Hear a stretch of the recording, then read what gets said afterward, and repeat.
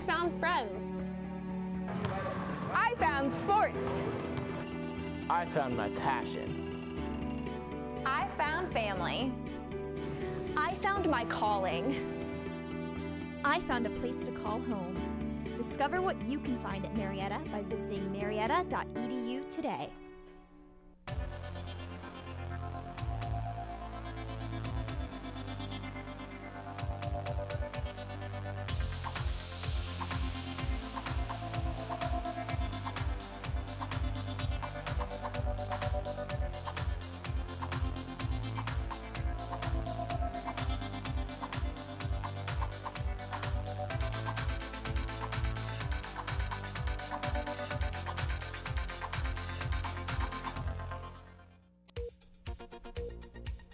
Coming up today on NewsCenter 15, the Trump administration challenges transgender rights. And CNN challenges the Trump administration over attacks on the media. We've got these stories and more. NewsCenter 15 starts now.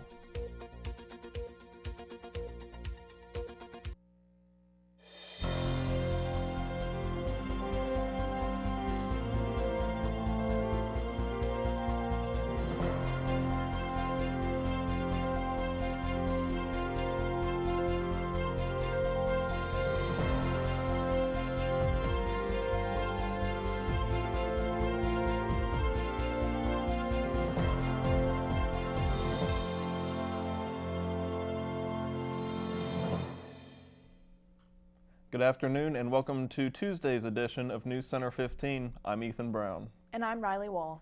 Topping our news this afternoon, LGBT leaders across the U.S. reacted with fury Monday to a report that the Trump administration is considering adoption of a new definition of gender that would effectively deny federal recognition and civil rights protections to transgender Americans. On Sunday, the New York Times reported that the Department of Health and Human Services was circulating a memo proposing that gender be defined as an immutable biological condition determined by a person's sex organs at birth. The proposal would define sex as either male or female, and any dispute about one's sex would have to be clarified through genetic testing, according to the Times account of the memo.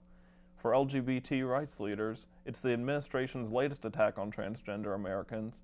They also cite an attempt to ban them from military service, a memo concluding that civil rights laws don't protect transgender people from discrimination on the job, and the scrapping of Obama-era guidance encouraging school officials to let transgender students use bathrooms that match their gender identities.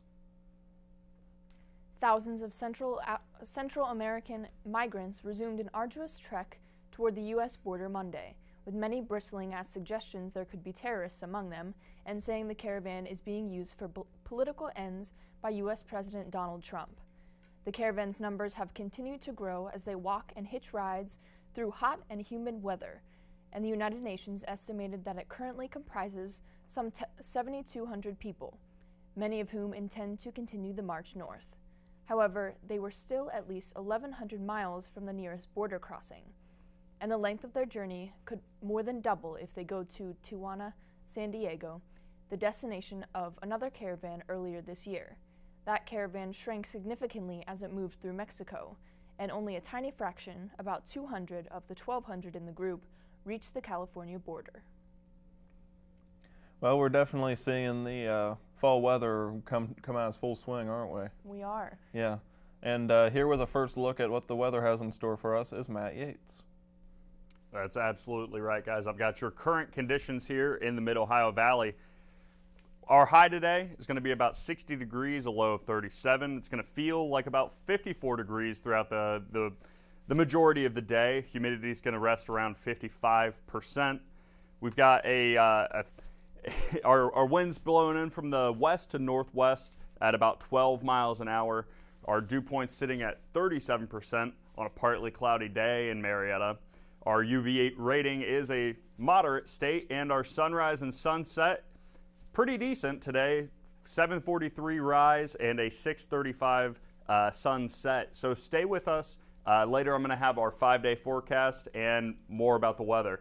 That's all for weather for right now. Back to you guys at the desk. Thank you, Matt. CNN White House correspondent Jim Acosta, whose network is a frequent target of President Donald Trump's fake news barbs, called on him Monday to stop attacking the media because he's afraid someone will get hurt. The past week may have signaled a turning point in the journalists fighting back against Trump's attacks, with the White House Correspondents Association issuing a statement condemning him for praising a Montana congressman who body-slammed a reporter last year during a successful congressional campaign. Acosta, Maggie Haberman, and WHCA President Oliver Knox talked about the personal toll the words have taken during a panel Monday at CNN's Citizen Conference. Knox said the day after Trump referred to some news organizations as enemies of the people, his child came to him in tears and asked if he was going to prison. The White House didn't immediately respond to a request for comment.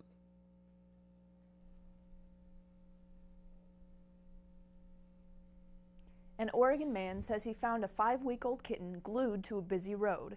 KPTV says Chuck Hawley rescued the kitten, which had some sort of glue on his paws, neck, and tail. Veterinarian Jenny Bates says it's clear the glue was intentionally put on the kitten's paws.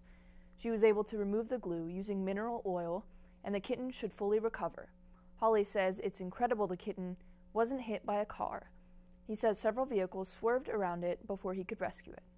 Hawley tells KPTV he and his wife will adopt the kitten. They have named it Sticky. Marion County Sheriff's Lieutenant Chris Baldridge says if Hawley files a crime report, his agency will investigate. And coming up next, we'll have a look at a local homicide trial. Plus, Parkersburg holds a pop culture convention. We'll be back after this.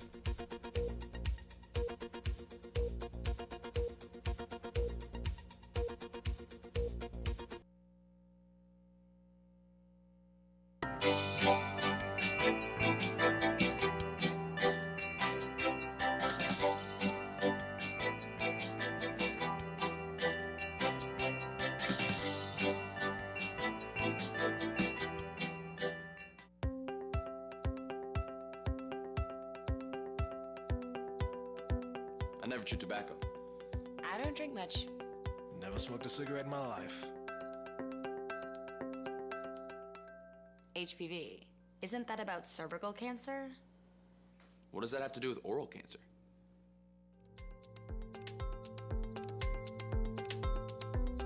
HPV? Didn't know that.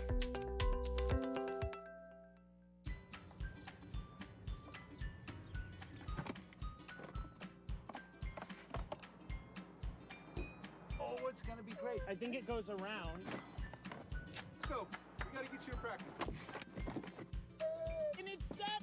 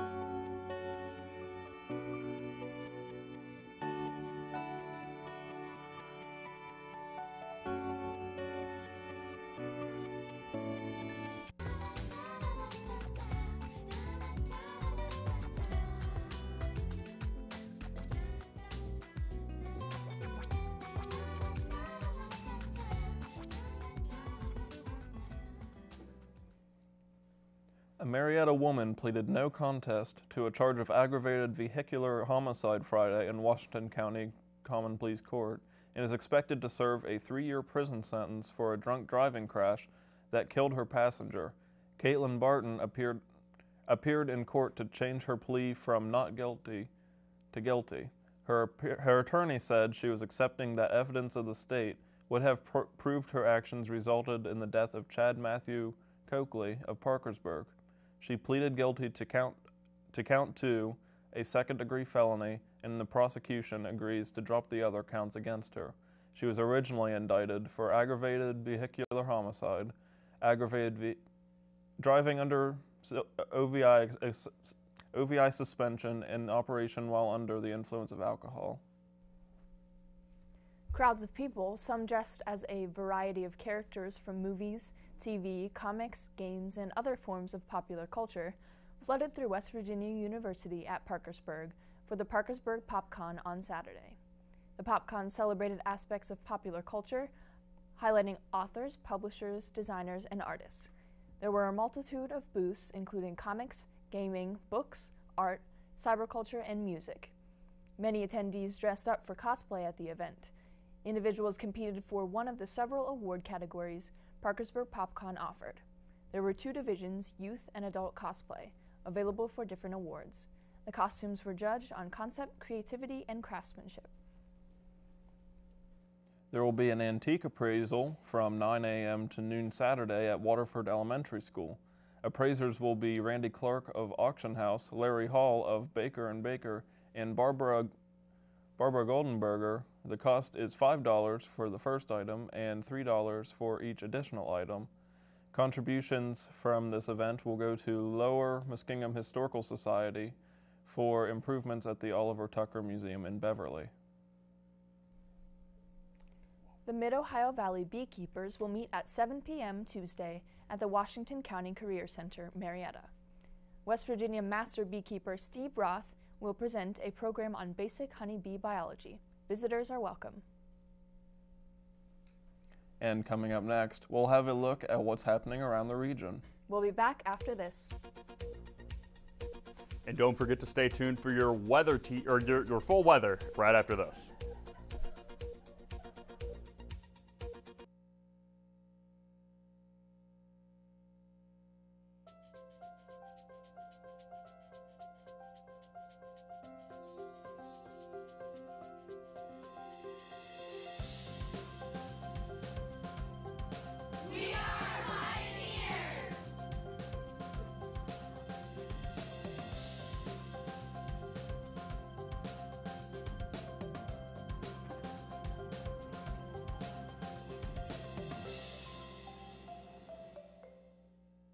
November is No Shaver Month at City of Hope. That means, throughout November, to raise awareness about prostate cancer, City of Hope is urging men to stop shaving and get screened. But here's my problem. When I grow out my beard, I end up like this. I mean, have you ever? And you know how long this took me? What do I have? A couple of little hairs here? I mean, man, it's useless. How about this? How about this?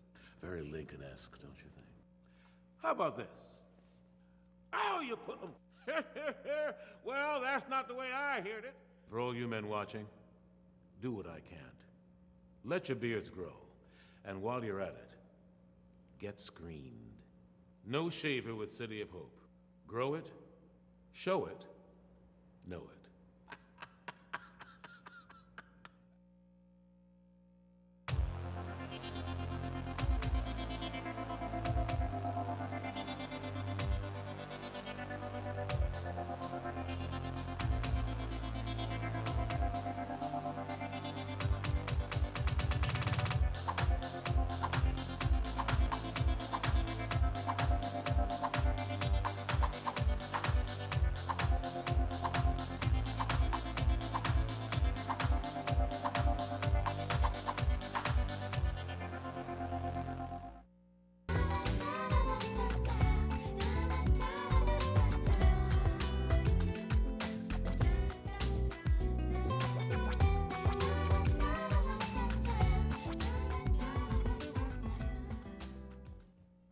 Members of the clergy in Ohio's capital city are demanding changes regarding allegations of a climate of discrimination in its police department.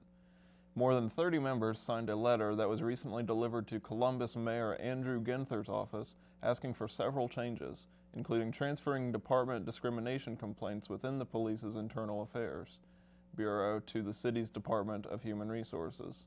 Other requests include improving working conditions for minority officers and improving interactions between police and community members. Sponsors of an Ohio bill that would increase the amount of time new drivers would be required to hold permits say they want to see it become law by year's end. Representatives Gary Schreier, a Circleville Republican, and Michael Sheehy, an Oregon Democrat, recently promoted the proposal ahead of Teen Driver Safety Week, which began on Sunday.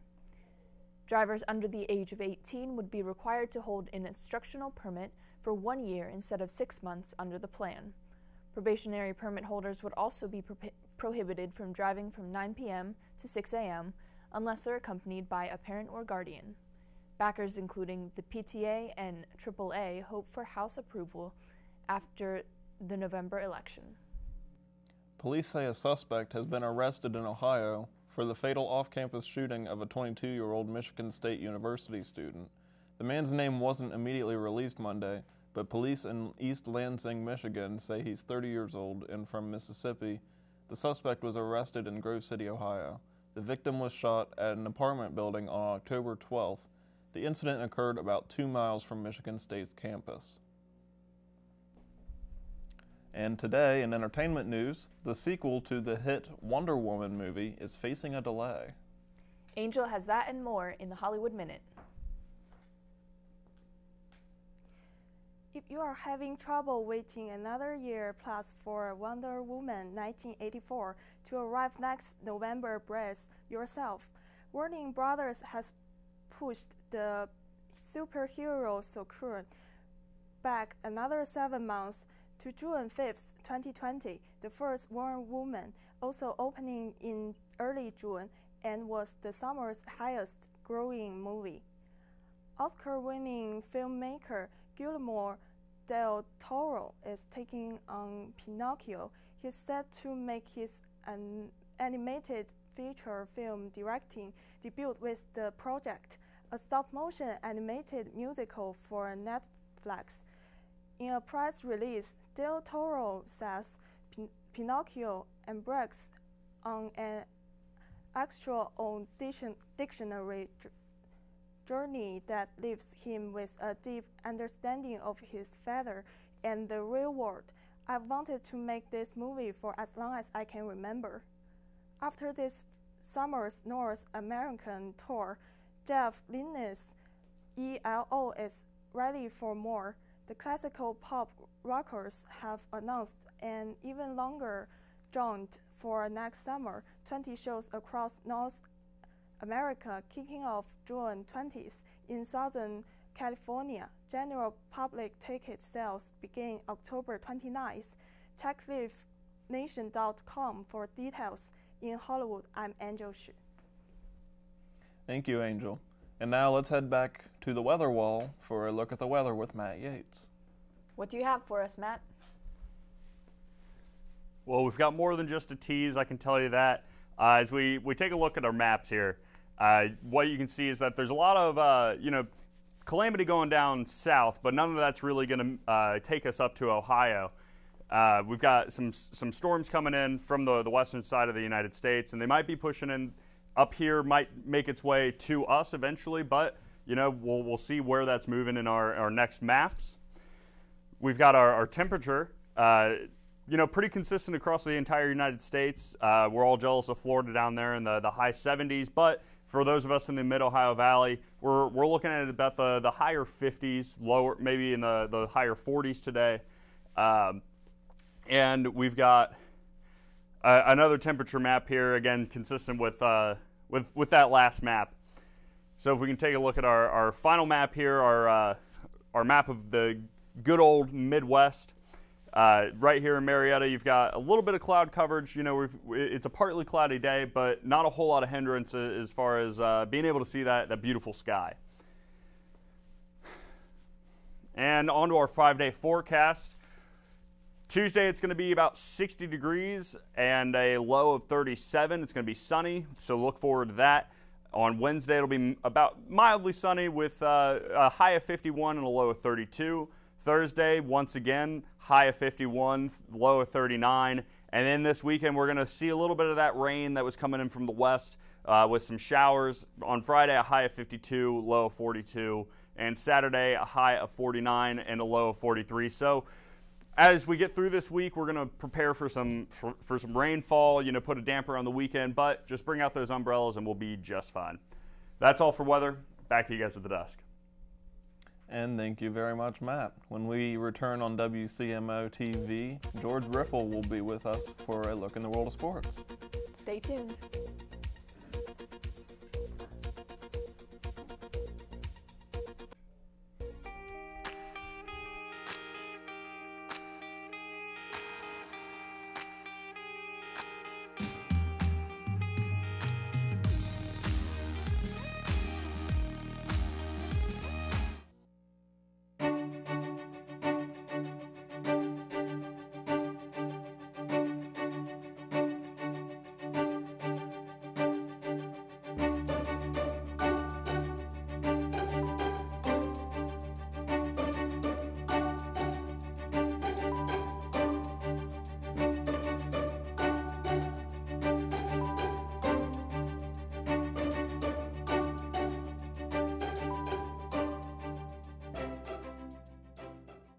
preview through. No, we had Marietta College is a private contemporary liberal arts college that is home to students from more than 40 states and 20 countries.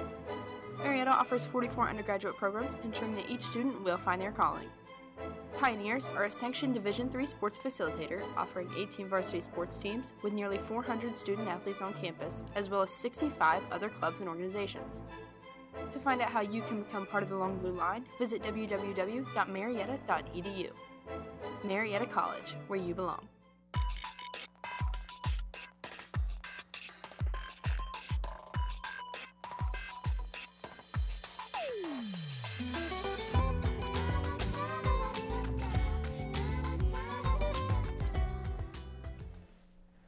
And now we're back with George Riffle for a look at the world of sports. What do you have for us today, George?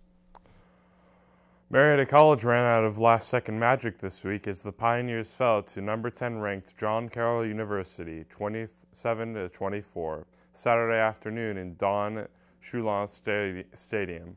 The loss drops Marietta to 6-1 overall and 5-1 in the Ohio Athletic Conference.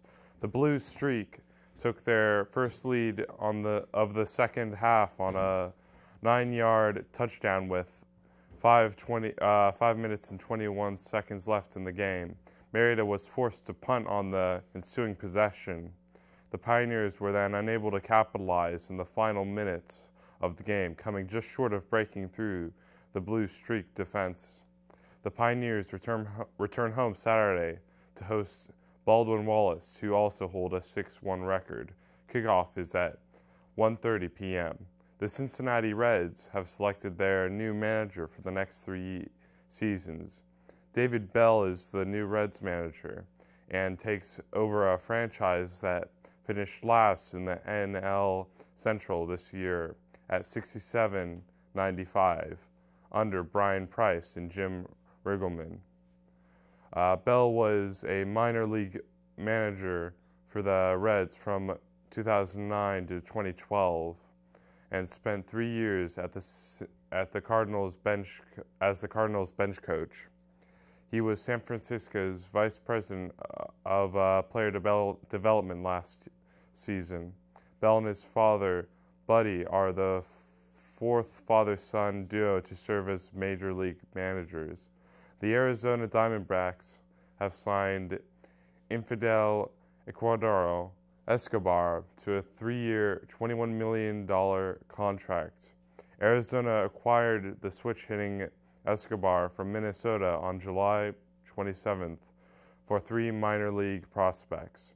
Between the two teams, the 29-year-old Infidel set career highs in home runs, doubles, walks, runs, games, hits, and total bases. He is projected to spend time at third base filling in for injured Jake Lamb. The Rams remain the league's only unbeaten team after Todd Gurley ran 3 touchdowns and Jared Goff threw for a pair of touchdowns in a 39-10 rout of the 49ers. The Rams intercepted C.J. Beathard twice and recovered 2 fumbles to give them their first 7-0 record in 33 years. The turnovers set up 24 points for the Rams, who put up the big scoring day despite gaining a season-low 331 yards of offense. The 1-6 49ers have committed 14 straight turnovers since their last takeaway on September 30th against the Chargers. And thank you, George. And now, here at the desk with us is Matt Yates for one final look at the weather. Well, like I said, guys, it's not getting too cold outside yet, but towards this weekend it's going to start getting wet. So bring out those umbrellas, and we'll hope for the best and see what next week has in store for us. Yeah, we're definitely experiencing fall in its full force now, so just gonna have to get used to it, I suppose, if we haven't already. I mean, in the Mid-Ohio Valley, we're used to a long fall, so we'll see when the winter actually kicks in. Yeah, that's true too. Yeah, Ohio is crazy. And on that note, that's all for today's broadcast. From all of us here at WCMO TV, thank you for watching, and please tune in Thursday at noon 30 for another great edition of News Center 15.